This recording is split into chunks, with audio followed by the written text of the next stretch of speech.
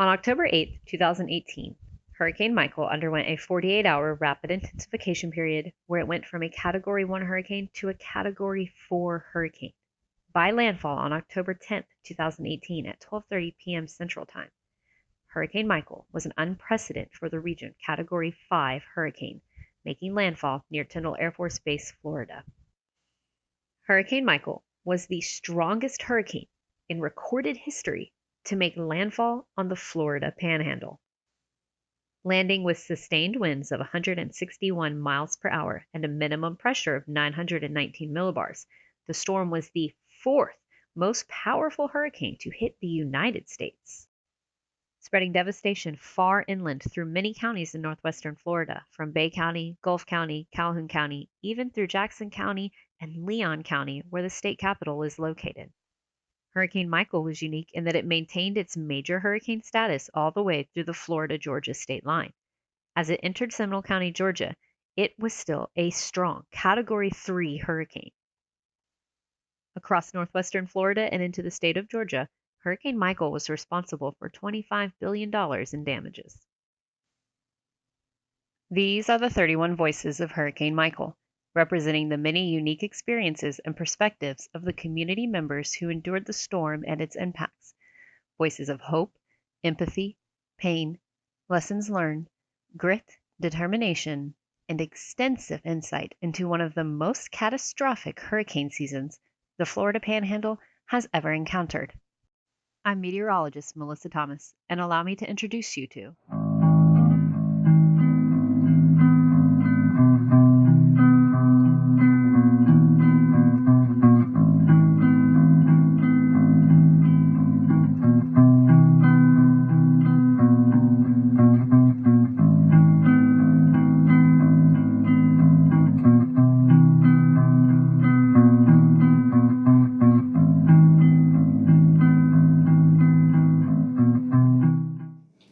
welcome to another edition of the Hurricane Michael's Voice, the project. Our voice today is Miss Jacqueline McIllwain, and she's here to share her experience with us evacuating pre-Hurricane Michael, sitting it out as it made landfall on October 10th, 2018, and then making her way back home to find out what had occurred. So, thank you for speaking with us today. You're welcome. Let's start with, how was Panama City home to you pre-Hurricane Michael's landfall? So my dad was in the Air Force. He got stationed here about 30 years ago. He was in the Air Force. He was stationed at Tyndall. I basically grew up here, went away to college, ended up moving back, got married. And when I got divorced, I moved back here. So I've always considered this home. I love it. I have a daughter now, so I'm happy for her to be able to grow up here as well. How old was she when? She was 2. Me and my mom told her a big storm was coming. We needed to leave so, we could be safe. And so, for her, it was just kind of like an adventure. Now, leading up to Hurricane Michael's landfall that summer, 2018, and then the weeks leading up to it, are you thinking hurricane? Are you prepared? What was that like? I really wasn't. We hadn't had a hurricane in so long, but it's so funny because my dad used to always say, Opal hit in 95, so we're due for one. But no, I absolutely, that summer I would have never thought that we would have been hit by a Category 5 hurricane. And with rapid intensification of only 48 hours, it snuck up on a lot of people. Exactly. Yeah. I actually found out, I happened to stop by my best friend's house the Sunday prior, and she was like, Jackie, there's a storm out there. And I'm like, what? And she was like, yeah, it's going to be a hurricane. So, I went home and I started watching the Weather Channel, and I told my mom, hey, I think we're going to have to evacuate. Our rule of thumb has always been Category 3 or higher. We need to evacuate. So we had planned on leaving Wednesday, and Monday morning when I was in the gym, I was watching the Weather Channel, and I heard her say that it could possibly be a 5. And that's when I knew it was going to be really bad. So not only did we need to go ahead and evacuate the next day, which was Tuesday, we needed to board the house up. I cannot imagine that 24-hour period. Yeah. I mean, you're planning an evacuation and getting the house as prepared as possible for your absence. And it's funny because I had actually emailed my manager and I was like, hey, we've got a hurricane coming this way. I'm going to be leaving on Wednesday. And then when I watched the Weather Channel that morning, I was like, no, I think I'm going to be leaving tomorrow and I need to leave now to go buy plywood to board the house.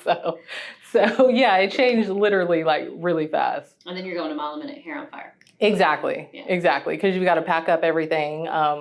One of the good things we've always done anytime we've had to evacuate, we always take all of our family photos and, important insurance documents. So one good thing with us is we had that. Like some things are irreplaceable. So, we had to make sure we had that. I had to pack for my daughter, for me, my mom had to pack. So yeah, literally, found out Sunday, Tuesday, we were out of there. So you get to Dothan, Alabama. Mm-hmm. What was it like watching landfall away from home?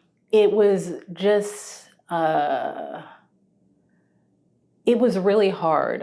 You can't control anything. In Dothan, the weather got bad. So, of course, the whole time I was watching the Weather Channel, but then when their cable and power went out, I can't watch the Weather Channel. So you're just really hoping and praying that everything's going to be okay. Really good point that you bring up. You're in Dothan, Alabama, and this storm is still packing such a punch that the power goes out in that town so far inland.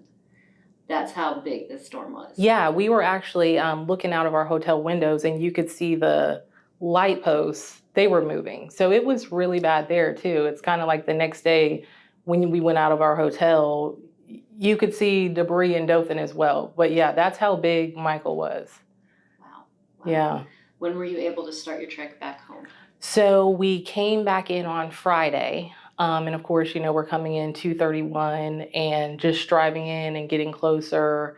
I knew that it was going to be really bad because I remember us evacuating for Opal and, we drove in on 2:31 and it wasn't as bad. With this way outside of Panama City, you could see trees down, power lines down. So I knew that, it was going to be pretty bad. And as you're traveling into town, had you had any exposure to your home before this and what it may look like?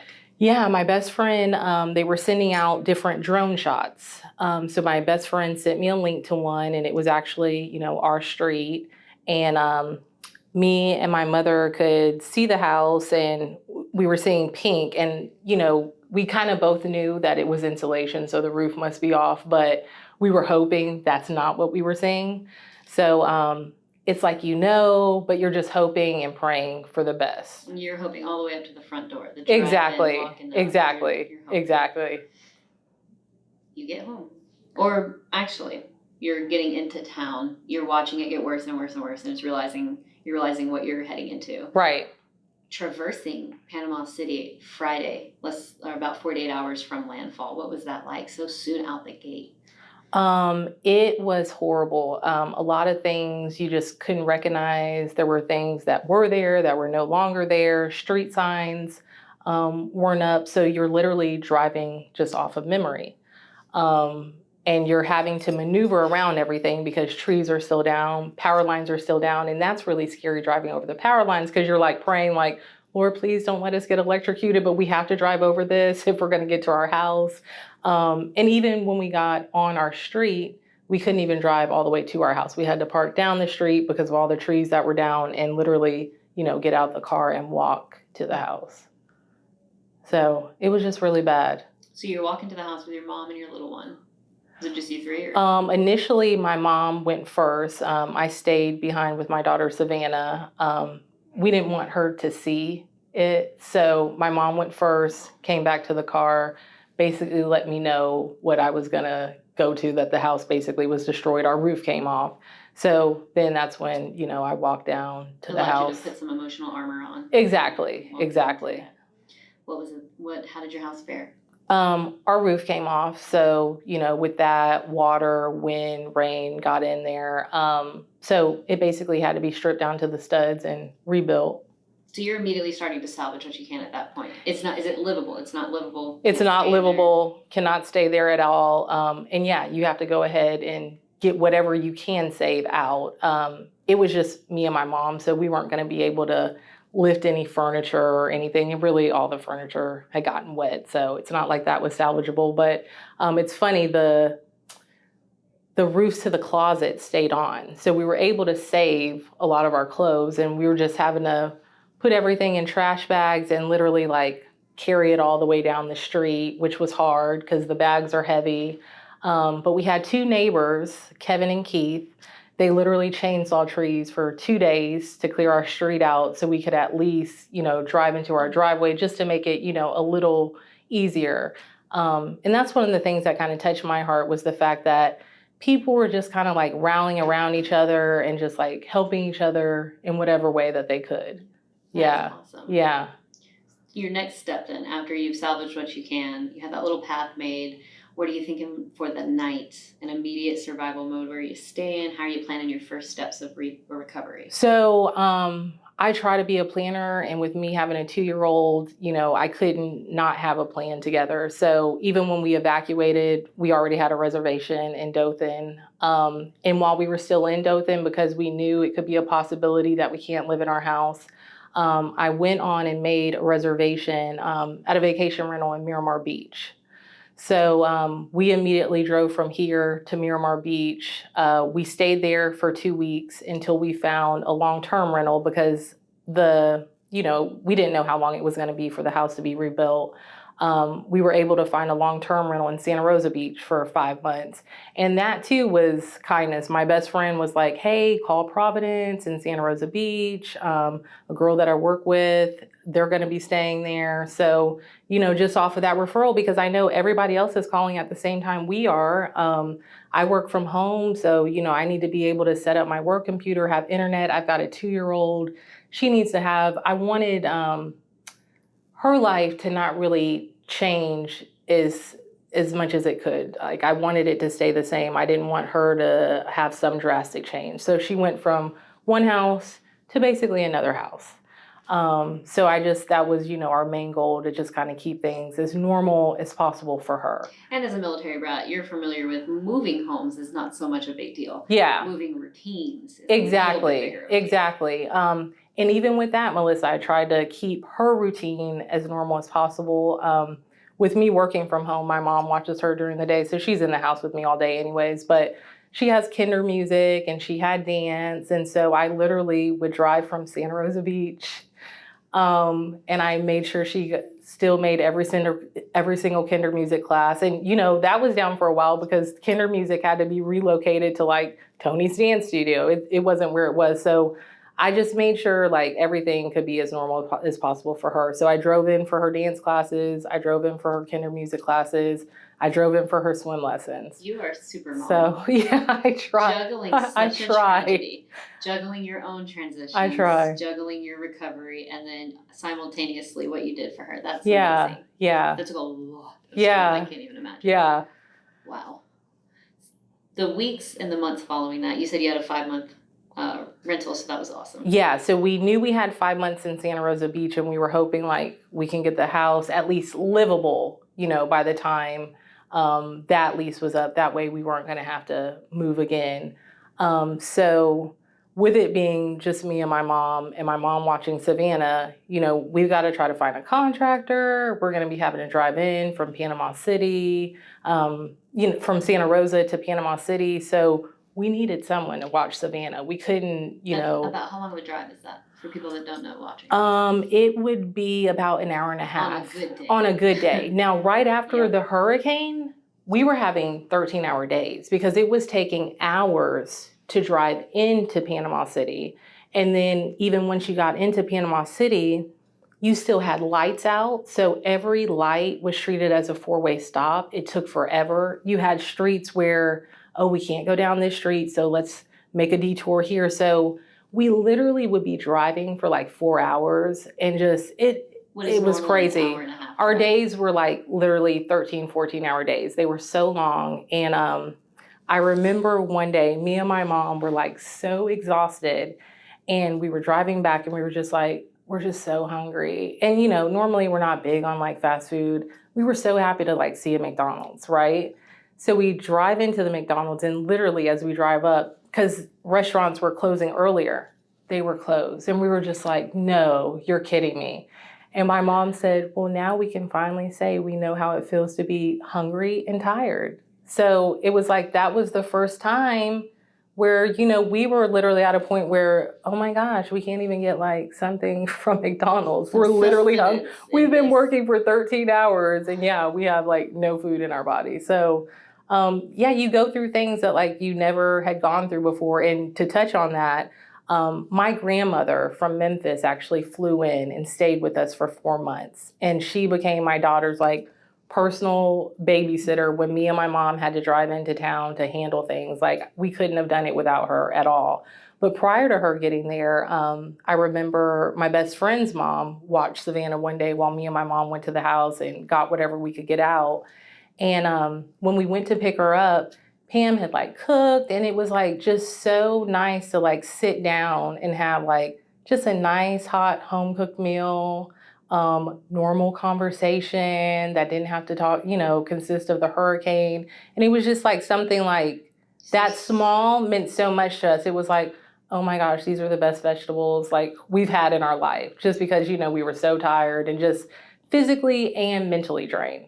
So it really puts it into perspective what we take for granted. Yeah, exactly. The little things. And simple conversation. Exactly. Yeah, I didn't even that's something that you bring to the table. Yeah. Have a table.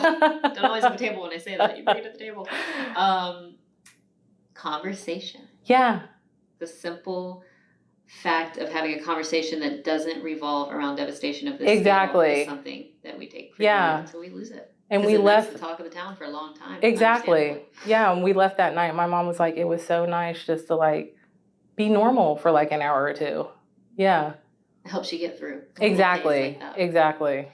Where would you say that you started to feel, now you were in the rental for 5 months. When right. that comes around the corner, what's your next step? What are you planning? So, while we were there, we got our first contractor. He ended up being a horrible man.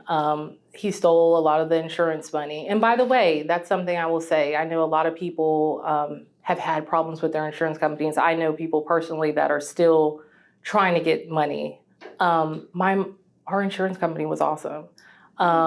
They literally gave my mom total dwelling amount, loss of use, contents, all of that. So we had no problem with that, but our first contractor was bad. He stole money, and then he had promised to get us into the home by the end of March. That didn't happen, and that's when our lease was going to be up in Santa Rosa. So we ended up having to find another vacation rental, luckily in Panama City Beach, so we were able to get closer, and then we were able to find another contractor who made the house livable, but he ended up not holding up his end of the bargain also. So I like that you shine a light on the insurance company doing right by you. Right. Because there is a lot of light shined on the bad, the outrageous, and the crazy. But you also got to experience the opposite end of that explore. You had to experience the other end of that spectrum of the bad eggs. So not only you're recognizing the good where it's at, but you're also experiencing theft. Right. At the contractor's point. Right. And you got all ends of that spectrum. Yeah. Because it does exist.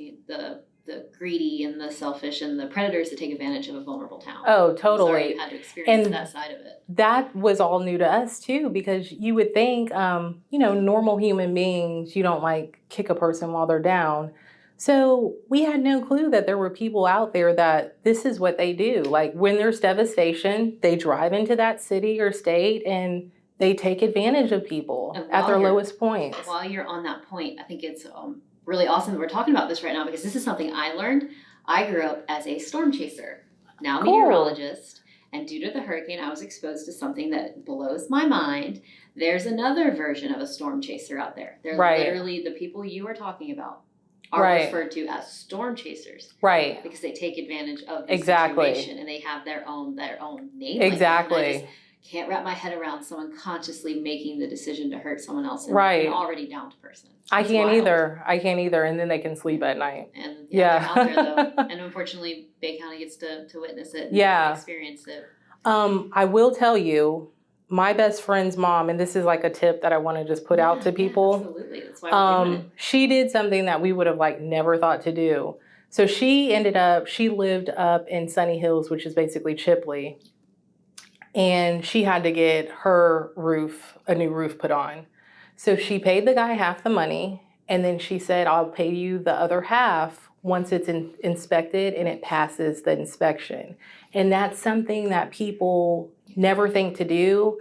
I know here there's still people with blue tarps on their roof, so just when they do get a roof, do that. Pay them half and then say, I'll pay you the other half once it passes the inspection, because it doesn't do any good if you pay them the rest of the money and then they're gone and then it doesn't pass the inspection and you have to get the roof taken off and get it done again. They have integrity and they are worth their salt in what they do. They won't mind that. Exactly, because they know that their work is going to pass the inspection. Exactly. So that's a little tip I would have never thought of, but yeah, we're like, woohoo, pay 'em. And coming up on the year anniversary, when we post this in October as part of the project, there's going to be no doubt people in the next coming months that will be facing this conundrum. So this tip is very important and relevant, and will be relevant for a few months. Exactly. Absolutely. Exactly. You got into your home? He made it livable? So yeah, the second contractor made it livable. So we were actually able to, at least move back. But it's about 90% finished. There's still some flooring that needs to be done, some outside, but it was just awesome just to, be in the home after being away for so long. Yeah. Not even getting to rebuild from home. You were rebuilding away from home. Exactly. Like you left that day for evacuation and now you're just getting back. Oh, yeah. And it's kind of like when you leave, you never think, well, we're not going to be living in here for, another 6 or 7 months. Like that never crosses your mind. Well, it looks like it crossed your mind to be prepared for another living option just in case. Maybe not that long of a time away, but I actually really applaud you for not only getting the reservation for evacuating out of town, but while you were out of town, watching this evolve, making a reservation just in case your home was not livable before you got into town. Versus finding out in the moment, then having to make a reservation when everybody else is making reservations. Just being a step of it, thinking of the worst case scenario, being prepared in that manner. That was something I wanted to highlight too, that you had said you had done that. Yes. I think that was very powerful. It's a morbid thing to have to think about. Right. I need to make this reservation in case it's destroyed, but if it is, you're not trying to make reservations with the rest of the community in that moment. Exactly, because everybody else is trying to call too, and it's going to be that much harder. Yeah. It sounds like you moved through the year as best as you could, as supermom and everything around that. And I was able to get a home built too. In Breakfast Point. So a lot has transpired in a year. Me and my mom were always talking about how far, we've come in a year. And even though we lost everything, I just still feel like we were really blessed because, we didn't have problems with insurance. And when I look around and I see that some people are still homeless, there's students that are homeless, there's people without roofs, or people that are living in their houses that really shouldn't be because it's so dangerous. Like, I still feel like, we're really blessed. And one of the things that me and my best friend tried to do was, even in the midst of us losing everything, I still wanted to try to help people because, even though we weren't in our home, we were still in a nice place and it was okay. It wasn't home, but it was fine. So I know Thanksgiving, me and my best friend cooked and we called, and you may have heard of her, Megghan McDougall. She literally... Shout out to Megghan McDougall. She, I feel like from the time the hurricane happened, she was doing something every single day. Like, she's one of the people in Panama City that has literally done the most work. So... And what is the name of her clothing? Save the Closet. Save the Closet. Save the Closet. Yes. Shout out to Save the Closet. It's a program that she's, helping create and promote, and it is for future catastrophes of this scale, learning from our experience. And moving clothes to places like this where they've lost clothes and houses. She's done some amazing work here. So definitely shout out to Megghan. But I called Megghan up because I'm like, where should we go? And then I was like, let me call Megghan. And Megghan literally threw out 5 different places to go. So we went to those places. There was a trailer park off of Sherman, the Masalina projects, which those were basically closed down, but people were still living in there because they didn't have anywhere to go. So I was like, well, really, people aren't supposed to be there, but we drove in there and people were coming out of their homes to get the food. And I'm like, this is crazy. So it just goes to show you, even when you're at your lowest point, someone else is always doing worse. And whatever you can do to help somebody, help someone. So another thing I did, I've donated all of my daughter's clothes to Save the Closet. Any clothes me and my mom had, we donated to Save the Closet. Yeah, so. I like to point out when people talk about getting on their feet sooner than others and noticing that, I like that you have not once said feeling guilty about that. Oh. I like that because a lot of people feel guilty about getting to a better spot sooner than the rest of the community. Right. And I try to mitigate that with the reality that it takes people getting to a good spot sooner to pull the rest up. Right, Gotta have exactly. people getting Exactly. stable to get everybody else stable. It's kind of like on an airplane. They say, you know, if you're going down, the mask is going to drop out. Put the mask on you first because you've got to have air before you can help anyone else. So that's so true, Melissa. Yeah. Yeah. So coming up on the year anniversary, how are you feeling? I feel like, you know, I see a lot of progress, but we still have so far to go. I think it's going to be years before it's back to where it was. I think that we're going to come back bigger and stronger. I do think that, but it's going to take time. And just in that process, again, anything that you can do to help anybody else, do it. I think that Panama City Beach should help Panama City a little more. That's my personal opinion. Because it's weird, up until the hurricane, I always kind of looked at it as one.